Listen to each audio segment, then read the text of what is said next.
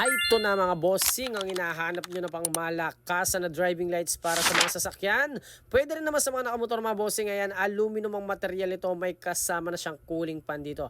Mga bossing, 4 modes to. Meron siyang high beam, meron low beam, may dual contact, may kasama pang rapid mga bossing. Pailawin ko to. Tignan nyo kung gaano ka-solid ang buga na liwanag nito. Pang malakasan, pang matibayan talaga. Una mga bossing, ito nga pala yung kanyang high beam. Tignan nyo naman ang buga na liwanag mga boss. Napakalawak at napakalakas. Partida mga bossing, isang piraso pa lang yung pinapahilaw ko. No? Paano pag dinalawa nyo pa yan, mas malakas na yun. Yan yung kanyang high beam mga bossing. Ito naman nga pala yung kanyang low beam. Talagang napaka-solid ng buga na liwanag mga bossing, no? Hindi malabnaw ang pagkadilaw. Ayan, kung nakikita nyo naman, napakalapad na buga na liwanag mga bossing. Malayo ang tama na liwanag at malapad. Yan yung kanyang low beam. At ito nga pala yung kanyang dual contact mga bossing. Ito ang maganda sa driving lights na to mga bossing. May kasama siyang dual contact.